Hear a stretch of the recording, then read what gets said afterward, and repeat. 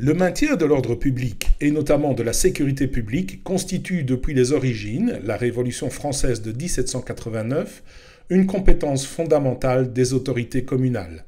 Il s'agit essentiellement de prendre des dispositions à destination des habitants, personnes physiques et sociétés, pour prévenir ou mettre fin aux situations ou comportements constitutifs de troubles de la sécurité, de la salubrité, de la propreté et de la tranquillité publique.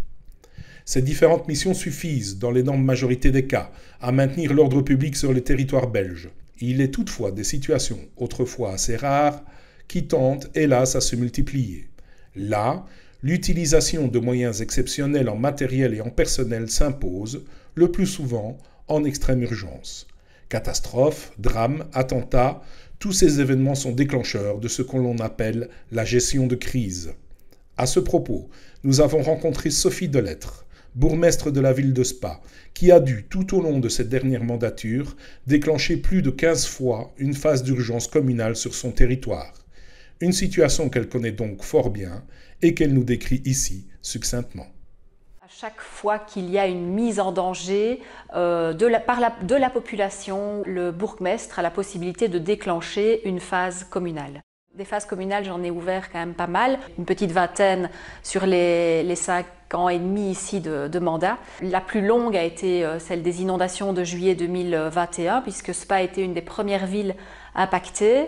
Et donc on a géré en coordination avec les différentes disciplines, où à chaque fois on peut avoir un soutien également du gouverneur de la province. Donc la discipline 1 qui est la discipline des pompiers, la discipline 2, la discipline médicale, la discipline 3, ce sont la police, pardon. La discipline 4, c'est la logistique, mais on a également la possibilité d'avoir la protection civile, ça c'est vraiment un plus. Et la discipline 5, qui est la discipline communication, vers le citoyen, vers la presse qui demande à avoir des réponses aux questions. Et donc ça veut dire qu'on se met autour d'une table, dans une salle de réunion, et on gère la crise avec ces différentes disciplines pour avoir un œil qui est global, je vais dire, mais qui est collaborant. Et je pense que ça permet d'abord de poser vraiment la crise et de rester serein. Mais en tant que bourgmestre, vous devez aussi prendre des décisions.